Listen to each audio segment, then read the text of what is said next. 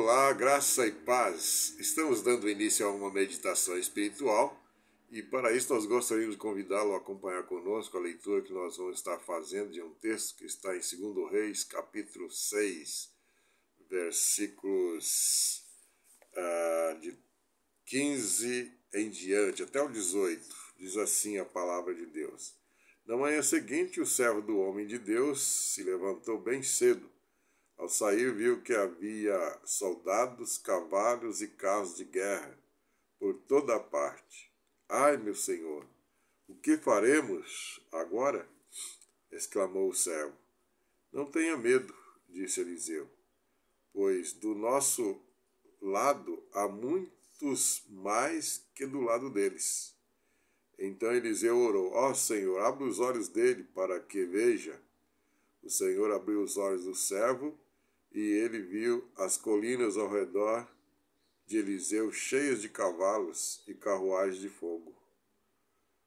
Quando os sírios avançaram na direção de Eliseu, ele orou: Ó Senhor, faz que fiquem cegos. E o Senhor fez que ficassem cegos, conforme Eliseu havia pedido. Então Eliseu saiu e lhes disse: Vocês tomaram o caminho errado. Esta não é a cidade certa. Sigam-me, e eu os levarei até o rei que procuram. Então ele os guiou à cidade de Samaria. Assim que entraram em Samaria, Eliseu orou: Ó Senhor, agora abre os olhos deles para que vejam. O Senhor abriu os olhos deles e descobriram que estavam no meio de Samaria. Quando o rei de Israel os viu, perguntou a Eliseu: Devo matá-los, meu senhor? Devo matá-los? Claro que não, respondeu Eliseu. Eles não são prisioneiros que você capturou na batalha. Dê-lhes comida e bebida e mande-os de volta para casa para o senhor deles.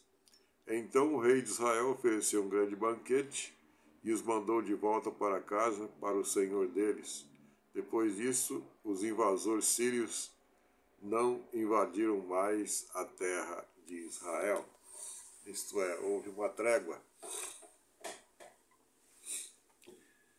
Eu não sei quais são as lutas que você vem enfrentando e que você está pedindo uma trégua. Você está clamando a Deus para que isso pare, para que isso dê um tempo, para que isso se esvaie de você. Mas talvez você tenha pedido a Deus e tenha achado que Deus não está respondendo, mas Ele está assim. Ele tem o tempo dele, né? Ele tem o tempo dele. Não foi à toa que o apóstolo Pedro, citando os Salmos de Davi, ele falou que um dia para o Senhor é como 1000 anos. Então o tempo de Deus não é o nosso tempo, nunca foi, nunca será, né? Porque nós somos muito limitados, né? A nossa cabeça é muito limitada perante a cabeça de Deus. A cabeça de Deus ela tem uma forma muito diferente. Por isso que o profeta tomado de Deus falou: não são os vossos caminhos, meus caminhos. Mas então nós estamos diante de uma grande verdade aqui em que o homem não consegue ver. E a pior coisa que tem é o homem não conseguir ver, enxergar o seu ser, o seu interior. Isso acontece de forma espiritual. O homem consegue ver muita coisa fisicamente falando, né? No cotidiano de trabalho, de vida, né? Cotidiano da vida, né? Ele consegue ver, mas existem coisas que às vezes não vê que está acontecendo no seu interior, né? No seu interior. E para que ele possa ver essas coisas do interior, ele tem que orar a Deus, ou então que alguém ore por ele. No caso aqui, alguém orou por alguém, né? Nós vemos aqui no versículo 15 que nós lemos: na manhã seguinte, o servo do homem de Deus se levantou bem cedo. Ao sair, viu que havia soldados, cavalos e carros de guerra por toda parte. Ai, meu senhor, o que faremos agora? Exclamou o servo. ele viu o que muitos conseguem ver, como eu estava dizendo, né?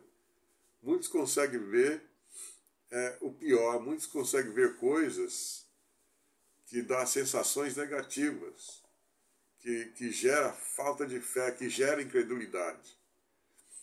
E ele, na sua ânsia de ver um problema resolvido, ele clamou de forma como que estivesse gritando: socorro, socorro, o que faremos agora, Eliseu? E aí Eliseu não dá nenhuma resposta para ele, a não ser essa: não tenha medo, não tenha medo. Eliseu sentiu que ele estava tomado de medo e ele ordenou: não tenha medo, disse Eliseu, pois do nosso lado há muitos mais que do lado deles. Do nosso lado há muito mais.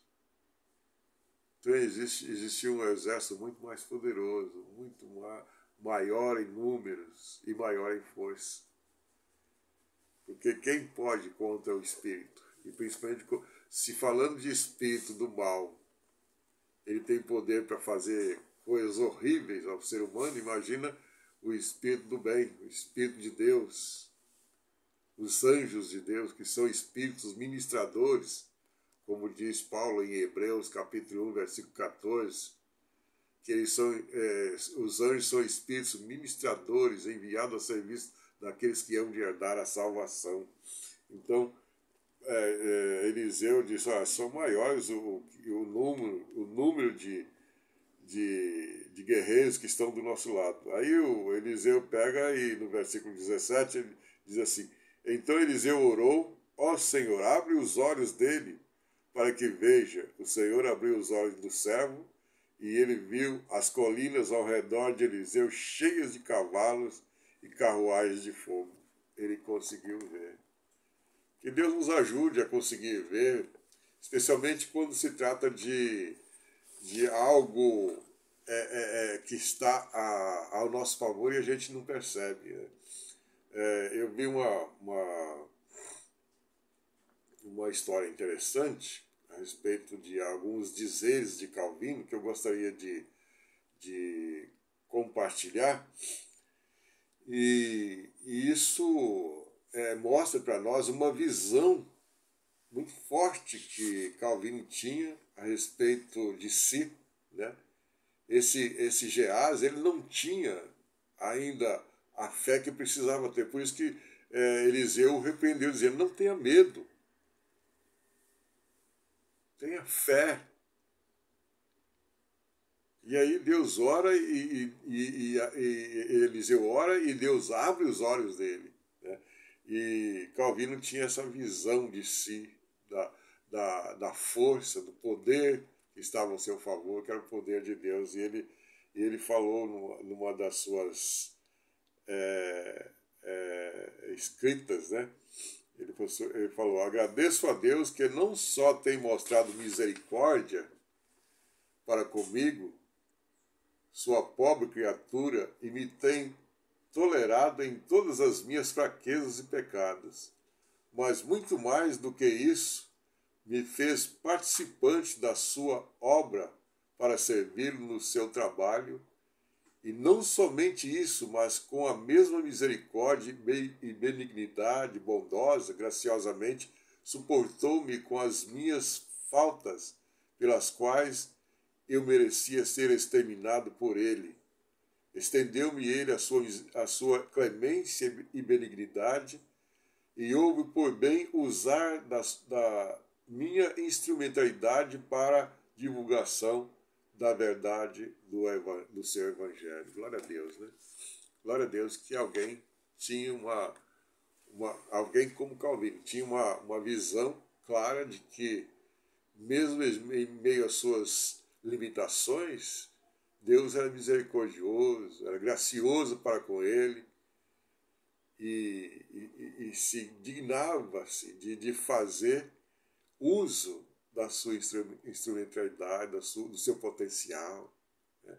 Que Deus nos ajude, nos dando essas condições também, para não só enxergarmos, mas para estarmos sendo sempre imbuídos, tomados no poder de Deus, para viver uma vida de vitória, uma vida de santidade, uma vida de consagração, e assim termos ousadia, intrepidez, autoridade para falar do seu grande amor. Que Deus assim nos ajude, em nome de Jesus. Amém.